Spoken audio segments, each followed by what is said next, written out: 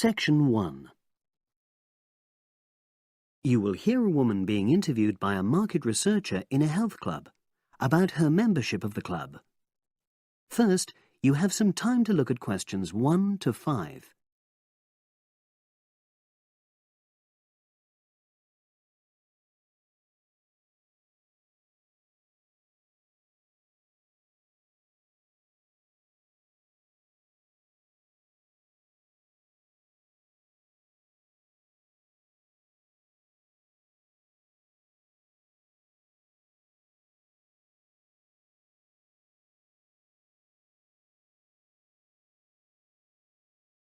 Now we shall begin.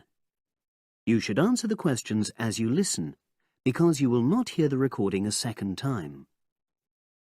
Listen carefully and answer questions 1 to 5. Oh, excuse me. I wonder if you'd have the time to take part in some market research. What's it about? About this club and your experiences and opinions about being a member. It'll take less than 5 minutes. Oh, OK then, as long as it's quick. Can I start by taking your name? It's Selina Thompson. Is that Thompson? Yes. Okay, great. Thanks. And what do you do for a living? Well, I'm an accountant, but I'm between jobs at the moment. I understand. But that's the job I'll put down on the form. And would you mind my asking which age group you fall into? Below 30, 31 to 50, and above? Over 50, I think we can safely say. Great, thanks. And which type of membership do you have? Sorry, I'm not sure what you mean. Do you mean how long of... No, is it a single-person membership? Oh, right, no, it's a family membership. Thanks. And how long have you been a member? Ooh, let me see. I was certainly here 5 years ago, and it was probably 2 to 3 years more than that. Shall I put down 8? Oh, I remember now. It's 9, definitely. Sorry. No problem. I've got that. And the last question in this first part is, what brought you to the club? Sorry? How did you find out about the club? Did you see any ads? Well, I did, actually. But I have to say I wasn't really attracted to the club because of that. It was through word of mouth. So you were recommended by a friend? Actually, my doctor. I'd been suffering from high blood pressure, and he said the club was very supportive of people with that condition, so I signed up. Great, thanks. Before you hear the rest of the conversation, you have some time to look at questions 6 to 10.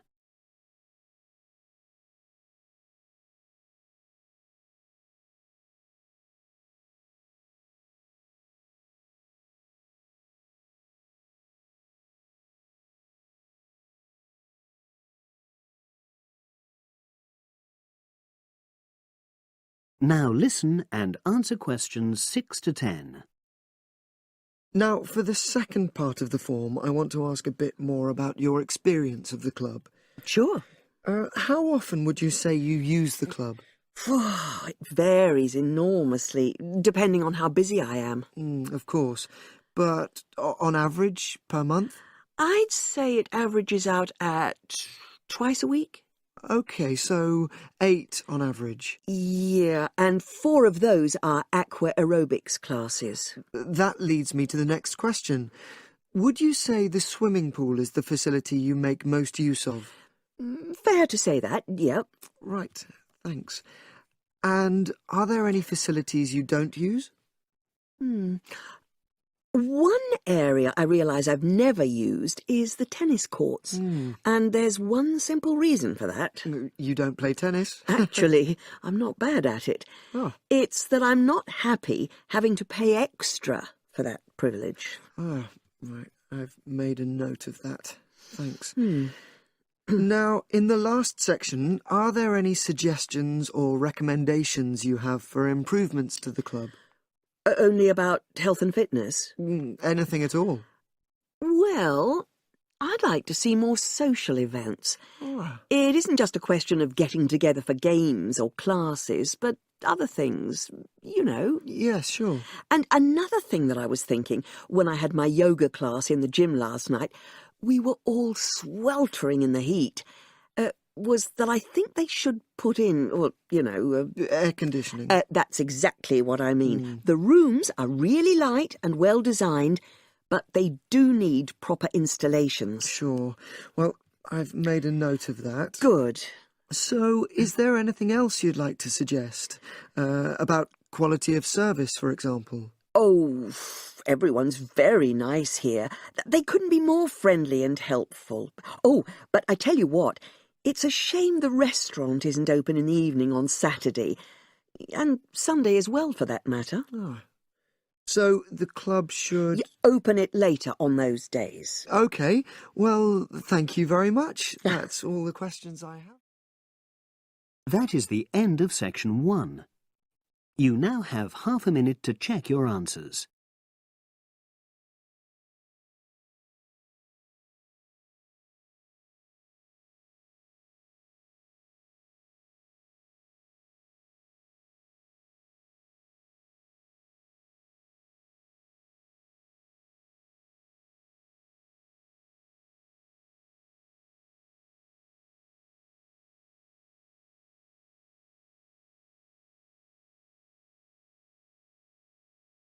Now turn to section 2. Section 2. You will hear an online guide giving a tour of the home of the future. First, you have some time to look at questions 11 to 16.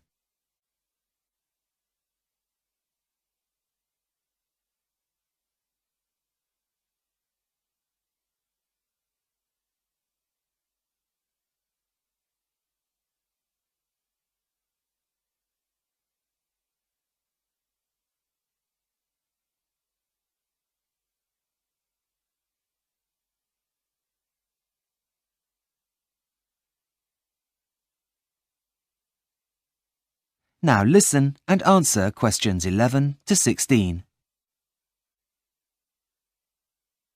Welcome to the Homes of the Future online website. I will be your virtual guide around the homes you could soon be living in. Let's begin our tour in the bedroom. Firstly, the bed is programmed to gently rock you awake in the mornings. There'll be no more rude awakenings by an alarm clock, and it will also know what time you need to wake up, as it will get that information directly from your personal digital assistant, that is, your PDA, which will be inserted into you. Let's move to the wardrobe. Those are your musical shoes that generate music while you walk.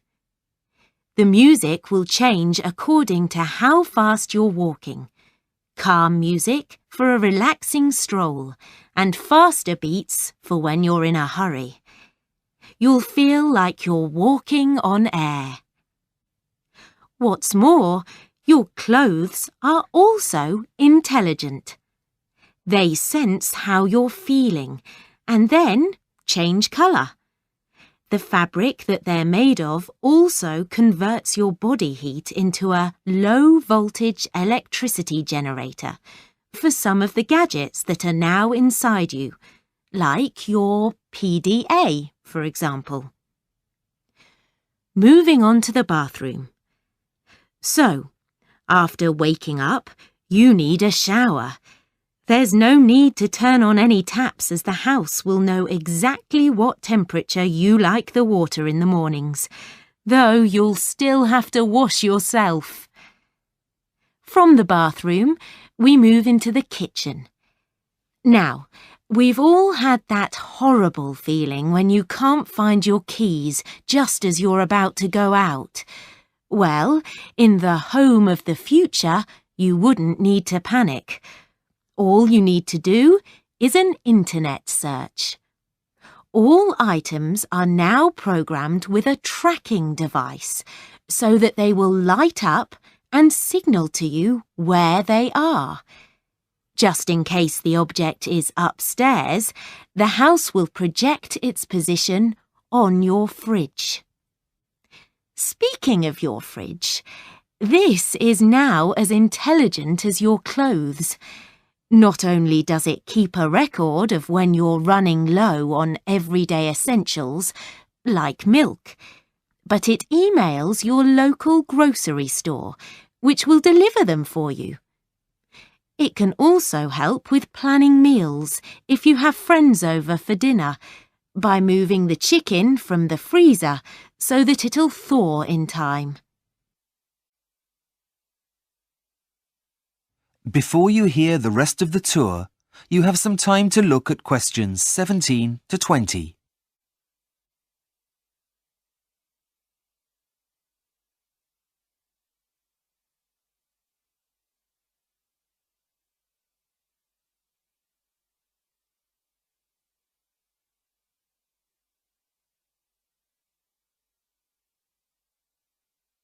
Now listen and answer questions 17 to 20. Lastly, here we are in the living area, which you'll be pleased to hear is still the heart of the family home. Let's enter the room. Now, to the left of the entrance is the main seating area, with a sofa, and directly opposite the entrance is an armchair.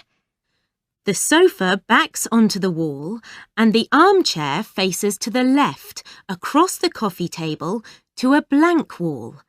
So, where is the TV, I hear you ask? Well, this entire wall is the television. The whole thing is a plasma screen designed to show your TV, surf the internet, or, when it's not in use, it displays anything you want it to, from family pictures to famous works of art. On the opposite wall to the sofa is a fireplace, which still has a real fire. Nothing beats that now, does it? But the rug in front of the fire now also monitors the temperature and either opens or closes the chimney so as not to overheat the room. It still has its normal uses, though. As you can see, the cat likes it very much and is curled up on it, happy as can be. What else is on offer? Well, for entertainment, the family still reads books, so there is a bookcase on the wall to the right of the entrance. But what about the computer? Well, it's inside your head and powered by those intelligent clothes you're wearing. Imagine this. As you're sitting relaxing on the armchair, you'll be able to reach out and put your hot drink on the coffee table in front of the armchair. You suddenly remember that you need to send work an email. That same coffee table, holding your cup, is also a touch-sensitive keyboard for you to type your email and then click send. All you need to do to activate it is say email, and the image of a keyboard will appear. Well, I hope you've enjoyed your tour around the home of the future and that you'll come visit again soon. Bye-bye. That is the end of section 2. You now have half a minute to check your answers.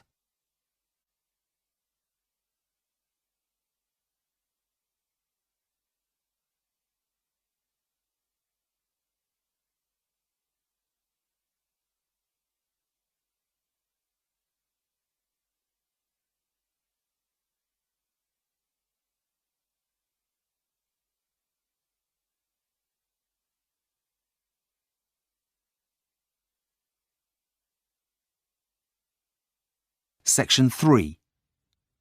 You will hear a tutor talking to a student about a future assignment. First, you have some time to look at questions 21 to 25.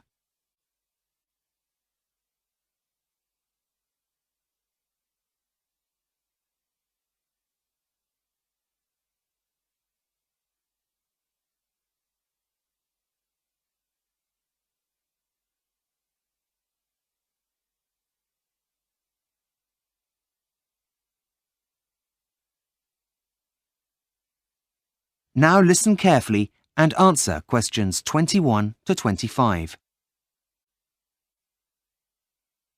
Hi, Professor James. Have you got a minute? You see, I'm having a bit of trouble getting started on my graduate employability assignment. Well, okay, as long as it doesn't take longer than 10 minutes, as I have a meeting to get to at 3:30. Yep, fine. It shouldn't take long at all. Okay, Sally. Tell me what you've done so far, and we'll go from there. Well, as you suggested, I chose 3 local businesses and contacted them via telephone to introduce myself. That's good. Well, the thing is, I couldn't get past the secretary of 2 of them. Do you have any suggestions? What about following up with a letter stating what time you'll be calling again? Oh, that's a good idea. I hadn't thought of that. So, tell me about the one you have contacted. Right. Well, he was very helpful, actually. He received the survey I emailed him and has already sent it back. I've had a very quick look at it, but haven't had a chance to write it up yet. So far, so good. Carry on. Well, apart from that, I've also found a lot of statistics that exist on the starting salaries graduates begin on once they finish studying. There's some really interesting stuff out there. Did you know, for example, that your average engineer earns nearly as much as a medical graduate? Yes, I did. Gosh, I had no idea. Having second thoughts about a career in human resources, are we? No, but I was surprised. Anyway, getting back to where I was, I've gone to the library, but the books you recommend have already been taken out. Apart from one, that is. It's called A Starting Success. I haven't read it yet, but I've taken it out and it's on my list of things to do. Have you come up with a plan yet? Yes, and I've written my hypothesis as well as my introduction, but that's where I've got stuck. I don't really know how I'm going to be able to present all of the information, as there's so much of it. Before you hear the rest of the conversation, you have some time to look at questions 26 to 30.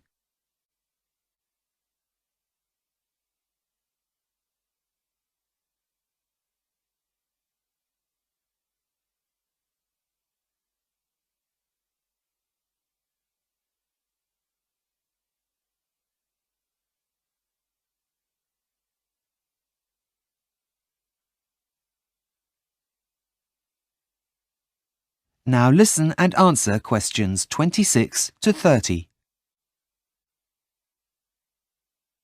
Well, firstly, I'd recommend you start with analyzing what the employer said. Now, can I have a look at the questionnaire you wrote? Yes, here it is. Thanks. Oh, dear. Well, it's no wonder you're overwhelmed with information. You've collected a lot of information which can be overwhelming.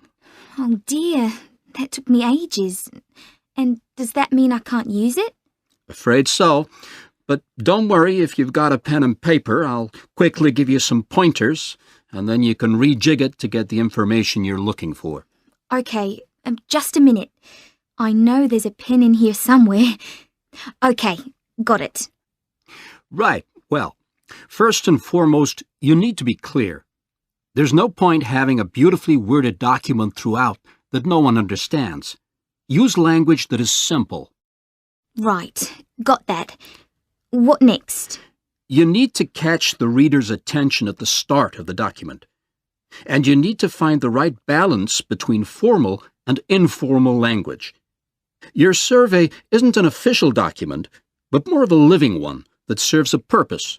So neutral language is best. Okay, just writing that down. Okay, The next one's what your mistake was this time. Try not to use open-ended questions, or you'll find it impossible to collate your results. Yep, I think I've learned my lesson there. What else? Scales really do make the job of completing the questionnaire easier for the recipients by saving them lots of time and effort writing. I take your point. Anything else? One last thing. Make sure you've thought about the logic of your questions. There's nothing worse than trying to make choices about things that seem to have no order. Right. Got it. I see where I went wrong now, and we'll try to do better next time. Don't worry. It's a very easy mistake to make, and one that many people come across the first time they do this kind of assignment. Okay, Sally, I really must rush. I'm late for my appointment. Of course. Thanks for your help. I'll see you in class tomorrow. Bye. That is the end of section 3. You now have half a minute to check your answers.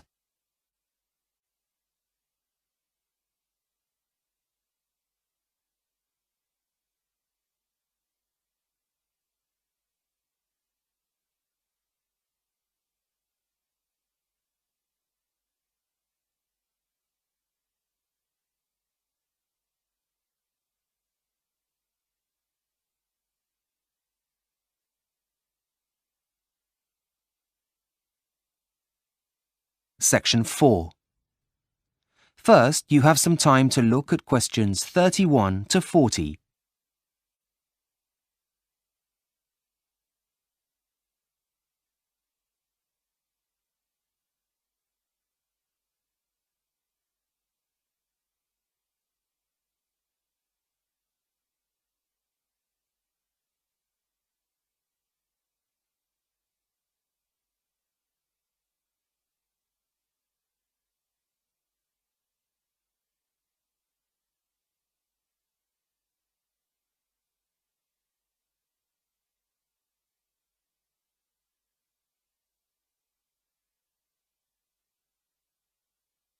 Now listen carefully and answer questions 31 to 40.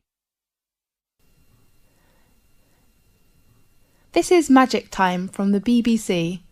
I am Faith. In today's programme, we invite a Professor of Astronomy. Welcome, Lewis. Thanks a lot, Faith. What magic information will you introduce to us? We all know the Leonidas in August are coming, so today let's talk about meteors. Good topic. At one time or another, almost everyone has glimpsed a swift little streak of light dashing across the night sky. Nearly everyone makes wishes when they see them and blame both good and bad luck on their presence. Yes, these sudden celestial visitors are meteors. We often call it shooting star. The glowing trails are caused by the incineration of a piece of celestial debris entering our atmosphere. Many meteors are quick flashes, but some last long enough for us to track their brief course across the sky. Right. Now and then, a meteor truly will light up the night, blazing brighter than Venus, although rarely, even brighter than the moon, leaving in its wake a dimly glowing trail that may persist for minutes. Lewis, can we see some meteors every night in 1 year? Yes. Under a dark sky, any observer can expect to see between 2 and 7 meteors each hour, any night of the year. These are sporadic meteors. Sporadic meteors? Yes. Their source bodies, meteorids, are part of the dusty background of the inner solar system.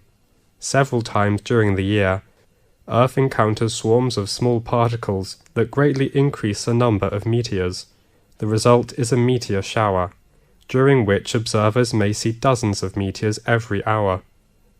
Concentrations of material within the swarms may produce better than average displays in some years, with rates of hundreds per hour, and were treated to a truly amazing display in which thousands of visible meteors can be seen for a brief period.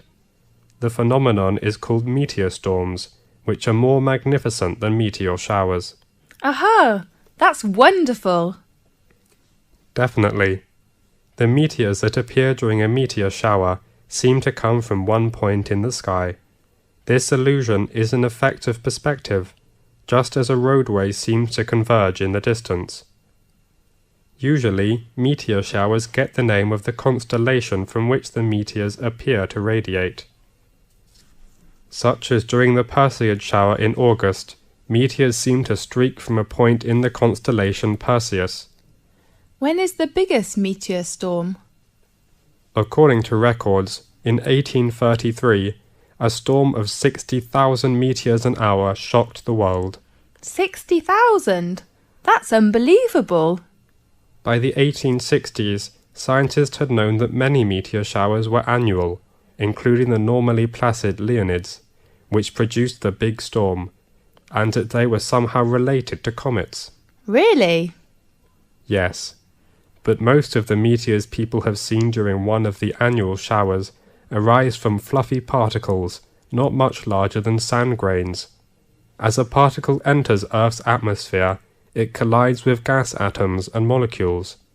The particle becomes wrapped in a glowing sheath of heated air and vaporized material boiled off its own surface.